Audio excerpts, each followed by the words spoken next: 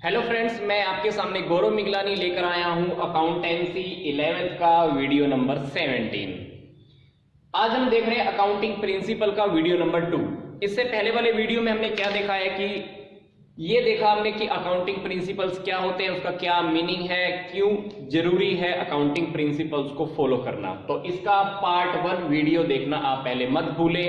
और इस वीडियो को देखने से पहले मैं आपको फिर से रिपीट कर देता हूं जो मैंने पीछे वाली वीडियो की लास्ट में भी एक बात रिपीट की थी कि video number 4 business entity principle, वो भी जरूर देखें, क्योंकि अगर वो बिजनेस एंटिटी प्रिंसिपल आप देख लेते हैं तो ये सब बातें देखना समझना आपके लिए और भी ज्यादा आसान हो जाएगा।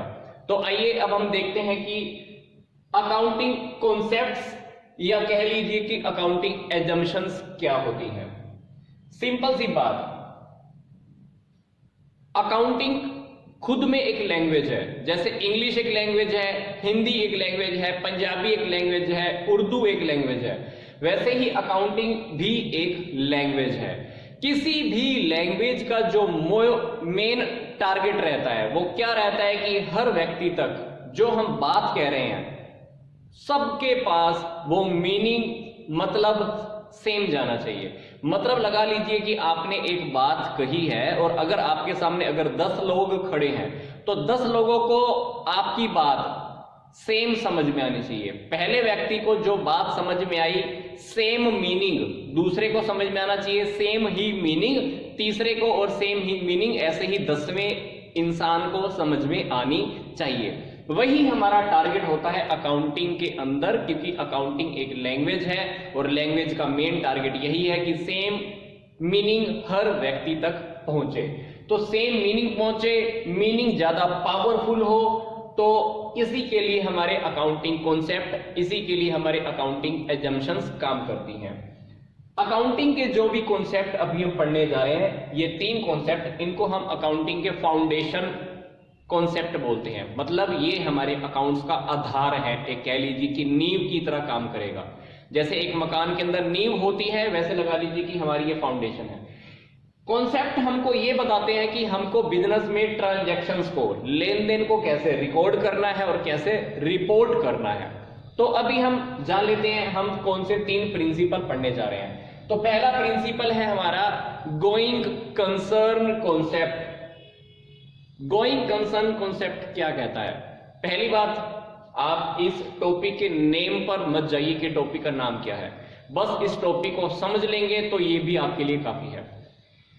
गोइंग कंसर्न कॉन्सेप्ट के अकॉर्डिंग हम ये मानकर चलते हैं कि बिजनेस हमारा काफी लंबे समय तक चलने वाला है। जब भी हम बिजनेस स्टार्ट करते हैं हमारे मन में हमेशा एक पॉजिटिव कॉन्सेप्ट हमको लेके चलना होता है कि बिजनेस हम काफी लंबे समय तक चलाने वाले हैं। 10 साल, 20 साल, 30 साल, 50 साल, हमारा यही मन में एक पॉजिटिव थॉट होना चाहिए कि बिजनेस हम काफी लंबे समय तक चलाने वाले हैं। ये प्रिंसिपल, ये कॉन्सेप्ट यही बात बोलता है कि हमको बिजनेस काफी लंबे समय तक लेके चलना है। इस प्रिंसिपल के बेस पर ही हम कोई भी प्रॉपर्टी, जब कोई भी एसेट जब हम खरीदते हैं तो उसका जो खर्चा होता है, उसका जो एक्सपेंस होता है, हम जिस साल खरीदते हैं उसका एक्सपेंस उसी साल के ऊपर ना डालकर उसको जितने साल हमने यूज करना है उतने सालों में हम उसको डिवाइड करते हैं। फॉर एग्जाम्पल,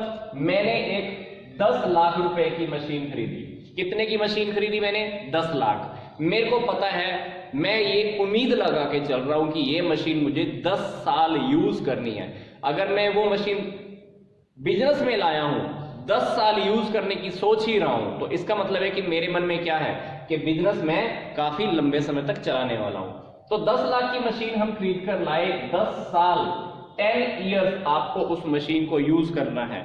इसका मतलब है कि हर साल आप कितना एक्सपेंस चार्ज करने वाले हो? 1 लाख।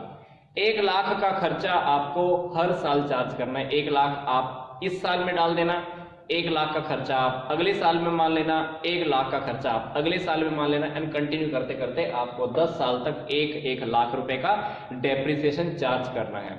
जब भी हम डेप्रिसिएशन चार्ज करने की बात करते हैं वो कौन से कॉन्सेप्ट के बेस पर होता है? गोइंग कंसर्न कॉन्सेप्ट, क्योंकि ये कॉन्सेप्ट ही हमको काफी लंबे समय तक चलने के बारे में बताता है। उसी के बिहाफ पर हम अपने डेप्रिसिएशन को चार्ज करते हैं। जब भी हम कोई प्रॉपर्टी खरीदते हैं, प्रॉपर्टी का वैल्यू कभी कभी ऐसा भी होता है कि मार्केट के अंदर बढ़ जाता है। मान लो मैंने एक प्रॉपर्टी खरीदी 10 लाख की, तो बिजनेस में मैं उसी 10 लाख के अकॉर्डिंग ही अपनी रिकॉर्डिंग और आगे ट्रांजैक्शन करता जाऊंगा। पर अगर आपकी उस प्रॉपर्टी की वैल्यू, जो प्रॉपर्टी आप बिजनेस में यूज कर रहे हो, उस प्रॉपर्टी की वैल्यू अगर मार्केट में बढ़ जाती है, 10 लाख की खरीदी थी, मान लो वो प्रॉपर्टी अगर आपकी आज मार्केट के अंदर 25 लाख की हो गई है, तो इस कॉन्सेप्ट के अकॉर्डिंग आप 25 लाख को बिजनेस में नहीं लिख सकते हो। हमको क्या है, 10 लाख के अकॉर्डिंग ही आगे ट्रांजैक्शन करनी है, 10 लाख के ऊपर ही हमारा डेप्रिसिएशन हमको चार्ज करना है। मैं इस कॉन्सेप्ट को कंक्लूड कर रहा हूं। निष्कर्ष क्या है इस कॉन्सेप्ट का? सिर्फ सिंपल सी बात, हमको बिजनेस काफी लंबे समय तक लेकर चलना है। ये कॉन्सेप्ट सिर्फ इतनी सी बात बोलता है। इसी कॉन्सेप्ट के बेस के ऊपर हम प्रॉपर्टीज के ऊपर डेप्रिसिएशन लगाते हैं, अपने जो भी एक्टिविटीज करते हैं इस कॉन्सेप्ट के बेस पर ही करते हैं। अब बात आती है हमारा second concept, that is the consistency. Consistency concept का हिंदी में नाम होता है संगतिता। संगतिता मतलब इसका मैं हिंदी में हो सकता है कि एग्जैक्टली मीनिंग, एग्जैक्टली अर्थ मेरे को ना पता हो, पर ये कॉन्सेप्ट सिंपल सी बात कहता है। मैं आपको फिर से बोल रहा हूं, नाम पर मत जाना। इस कॉन्सेप्ट का क्या नाम है? नाम पर मत जाना, पर बस इसका मीनिंग समझ लो। ये कॉन्सेप्ट कहता है कि हमको जो भी अकाउंट्स के अंदर रूल्स एंड रेगुलेशंस फॉलो करने होते हैं वो हमको हर साल चेंज नहीं करते रहना है। पता चले कि मान लो मैंने इस साल ये प्रिंसिपल मानकर चला, अगले साल मैंने उस प्रिंसिपल को चेंज कर दिया, अगले साल फिर से प्रिंसिपल को चेंज कर दिया। अगर आप अपने बिजनेस के चलाने के रूल्स एंड रेगुलेशंस, ट्रांजैक्शन को रिकॉर्ड करने के रूल्स एंड रेगुलेशन, लोगों से लेन देन करने के रूल्स एंड रेगुलेशन अगर आप बार बार चेंज करते रहोगे तो क्या होने वाला है? आपके बिजनेस के एक साल के अकाउंट्स का कंपैरिजन दूसरे साल मतलब नेक्स्ट ईयर के अकाउंट्स के कंपैरिजन से आप उसका कंपैरिजन नहीं कर पाओगे। क्योंकि अगर हमने हर साल रूल्स ही चेंज कर दिए तो आपको क्या लगता है कि आप बिजनेस की अच्छी तरह से प्रॉफिट और लॉस के बारे में जान पाओगे? नहीं जान पाओगे, क्योंकि आपने इस साल तो कोई और रूल्स अप्लाई किए, नेक्स्ट ईयर आपने और कोई रूल अप्लाई कर दिए, उससे नेक्स्ट ईयर आपने कुछ और ही रूल्स अप्लाई कर दिए। तो ये कॉन्सेप्ट सिंपल सी बात बोलता है, अकाउंटिंग कॉन्सेप्ट्स और principle should not be change year to year. हमको हर साल रूल्स एंड रेगुलेशन चेंज करने की जरूरत नहीं है, क्योंकि चेंज करोगे तो आप कंपैरिजन मतलब तुलना नहीं कर पाओगे, आप मेजर ही नहीं कर पाओगे कि हमारे बिजनेस में रूल्स के चेंज होने की वजह से प्रॉफिट हो रहा है या लॉस हो रहा है। तो इसी कॉन्सेप्ट के बेस पर मैं आपको एक एग्जांपल देता हूं। डेप्रिसिएशन लगाने की मान लो दो टेक्निक है, एक है स्ट्रेट लाइन मेथड और एक है रिटर्न डाउन वैल्यू मेथड। ये दोनों मेथड अलग अलग हैं। मान लो पहले साल आप स्ट्रेट लाइन मेथड फॉलो करने हैं, दूसरे साल आपने डेप्रिसिएशन लगाने का दूसरा मेथड फॉलो कर दिया, तो कहीं ना कहीं फ्लक्चुएशन आ जाएगा, आप अच्छे से सिचुएशन को नहीं संभाल पाओगे, आपका बिजनेस के अंदर हो सकता है कि अकाउंट्स आपको अच्छी इंफॉर्मेशन ना दो।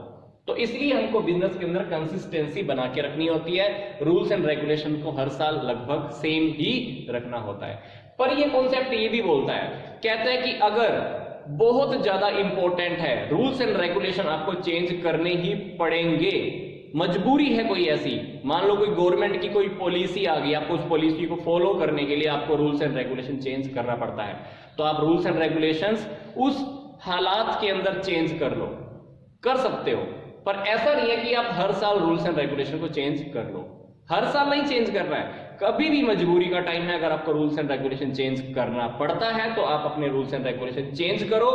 पर चेंज करने के बाद आप जो भी अकाउंटिंग इंफॉर्मेशन दोगे, अकाउंट्स प्रिपेयर करोगे, जब भी अकाउंट्स प्रिपेयर करोगे तो उसके नीचे एक नोटिस में हमने लिखना होता है कि मैंने पहले ये रूल फॉलो किया था, अब मैं ये वाला रूल फॉलो किया है, मैंने कुछ रूल्स के अंदर चेंज किया है। तो आपको रूल को चेंज करने की इंफॉर्मेशन जितने भी लोग होते हैं जिनको हमने इंफॉर्मेशन पहुंचानी होती है उनको भी बताना होता है कि हमने अपने रूल्स चेंज किए हैं ताकि हर किसी को एग्जैक्टली इंफॉर्मेशन मिल पाए। बात आती है एक्रूअल कॉन्सेप्ट की। सिंपल सा कॉन्सेप्ट है भी, वर्ड पे मत जाना, फिर से बोल रहा हूं मैं, वर्ड पे मत जाना। ये कॉन्सेप्ट क्या कहता है? ये कॉन्सेप्ट काम क्या आता है? रिकॉर्डिंग ट्रांजैक्शन को यूज करने के लिए। This concept is used for the recording transaction. अगर हम इस कॉन्सेप्ट को फॉलो कर लेते हैं तो हमको फायदा क्या होगा? हमको बिजनेस के प्रॉफिट और लॉस का एग्जैक्टली पता लग पाएगा, बिजनेस की एग्जैक्ट फाइनेंशियल पोजीशन, मतलब बिजनेस के अंदर क्या प्रॉपर्टीज इस टाइम है, बिजनेस के अंदर कितने लोगों को हमने पैसा देना है, कितने लोगों से हमने पैसा लेना है, कितनी लायबिलिटीज हैं, कितनी कैपिटल है, हमको बिजनेस का फाइनेंशियल पोजीशन का भी अच्छे से पता लग पाता है। अब बात आती है कि ये कॉन्सेप्ट है क्या? ये कॉन्सेप्ट कहता है कि बिजनेस में जब भी कोई ट्रांजैक्शन होती है तो आपको कोई फर्क नहीं पड़ना चाहिए कि उस ट्रांजैक्शन की वजह से आपके पास पैसा आया है या नहीं आया है, पर ये कहता है कि आपको उस ट्रांजैक्शन को अपने बिजनेस में रिकॉर्ड करना ही पड़ेगा। फॉर एग्जांपल, मैंने किसी को 1 लाख रुपए का सेल किया, मैंने किसी को 1 लाख की सेल की, ये पर्सन ए है, इस पर्सन ने मुझे पैसे नहीं दिए, तो आपको क्या लगता है कि मेरे को बिजनेस में ये सेल माननी चाहिए कि नहीं माननी चाहिए? बिल्कुल माननी चाहिए। आप इसको सेल कंसीडर करके चलोगे। फिर क्या हुआ? उसने आपको पैसा नहीं दिया। फिर क्या हुआ अगर उसने आपको पैसा नहीं दिया, पर हम इसको बिजनेस के अंदर, अकाउंटिंग के अंदर ट्रांजैक्शन मानकर चलेंगे और हमने इसको लिखना है। अगर वो आपको कैश दे देता फिर भी आपको लिखना है, अगर वो आपको कैश नहीं देता है तो फिर भी आपको लिखना ही है कि हमने 1 लाख रुपए की सेल की है। इसी तरह से ये कॉन्सेप्ट, एक्रूअल कॉन्सेप्ट क्या कहता है? कहता है कि अगर आपने बिजनेस में खर्चे किए हैं, कोई फर्क नहीं पड़ता आपने खर्चों की पेमेंट कैश में की है चाहे पेमेंट करनी अभी भी रहती है, पर आपको बिजनेस में अपने खर्चे एग्जैक्टली दिखाने पड़ेंगे। तो खर्चा जैसे ही हो गया ना, आपको बिजनेस में खर्चा दिखाना है। फॉर एग्जाम्पल, आपने एक पर्सन को 10,000 रुपए की नौकरी पे रखा हुआ है, आप उस पर्सन को 10,000 रुपए महीना देते हो, तो पूरा साल का कितना बनता था? मान लो 1,20,000 रुपए आपको बनता था। 10,000 रुपए महीना, 12 महीने का आपने उस व्यक्ति को देना चाहिए था 1,20,000 रुपए। मान लो 1 लाख रुपए तो आपने उसको कैश पे कर ही दिए, 1 लाख रुपए तो आपने कैश पे कर ही दिए। अभी कितना देना रहता है? आपने अभी भी उसको 20,000 रुपए हमने उसको अभी भी देना है। जर्नल पर्सन की नजर से देखें, अकाउंट्स से अगर हम बाहर चले, अकाउंट्स की बात भूल जाते हैं, तो बंदा क्या कहेगा? वो बंदा कहेगा जी मेरा तो खर्चा 1 लाख रुपए का हुआ है क्योंकि मैंने तो 20,000 दिए नहीं अब तक। पर नहीं, हम आ गए हैं अभी अकाउंट्स के अंदर। अकाउंट्स के अंदर ये कॉन्सेप्ट हमको क्या कह रहा है और इसको हमको फॉलो करना होता है। ये कॉन्सेप्ट कहता है कि जो खर्चा हो गया उसको भी लिखो, जो खर्चा आपके हो चुका है अगर आपने उसकी कैश में पेमेंट नहीं की है तो इसको भी हमको बिजनेस में ट्रांजैक्शन मानकर कि ये खर्चा हमारा हो चुका है, चाहे आपने पेमेंट की है चाहे नहीं की है, हमको बिजनेस के अंदर रिकॉर्ड करनी ही होती है। तो सिंपल सी बात, एक्रूअल कॉन्सेप्ट क्या कहता है? कहते हैं कि खर्चा होते ही आप उसको बिजनेस में लिख दो, बिजनेस में लिख दो। आपने चाहे पेमेंट कैश में की है तब भी लिख दो, अगर आपने पेमेंट उसको कैश में अब तक नहीं की है तब भी उसको लिख दो, क्योंकि अगर आप उसकी एग्जैक्टली पोजीशन ही शो कर दोगे तभी तो आप एग्जैक्टली प्रॉफिट और लॉस उस अकाउंटिंग पीरियड का जान पाओगे। तो ये सिंपल से कॉन्सेप्ट हमने क्या पढ़े? गोइंग कंसर्न कॉन्सेप्ट क्या कहता है? बिजनेस काफी लंबे समय तक चलने वाला है। ये कॉन्सेप्ट क्या कहता है? हमको हर साल रूल्स एंड रेगुलेशन चेंज नहीं करने, मजबूरी में कभी रूल्स एंड रेगुलेशन चेंज करने होते हैं, करने पड़ते हो, तो आपको लोगों को इस इंफॉर्मेशन को देना पड़ेगा कि हमने रूल्स एंड रेगुलेशन चेंज किए हैं। तीसरी बात, एक्रूअल कॉन्सेप्ट ये कहता है कि does not matter cash is affected और नॉट, कोई फर्क नहीं पड़ता आपके बिजनेस में कैश आया है नहीं आया है। ये कहता है कि आपके बिजनेस में ट्रांजैक्शन हो गई ना, बिजनेस में लिख दो। ये एग्जांपल मैंने आपको भी दिया है, खर्चे का, सेल का भी। तो आई थिंक आपको ये टॉपिक अच्छे से समझ में आ गया होगा। तो यहां तक का वीडियो देखने के लिए आप सबका बहुत बहुत धन्यवाद। तो बाकी के जो सिंपल से प्रिंसिपल्स हैं वो हम अभी नेक्स्ट वीडियो में ही देखेंगे। तो देखते रहिएगा, बिल्कुल सिंपल है। तो मिलते हैं नेक्स्ट वीडियो में।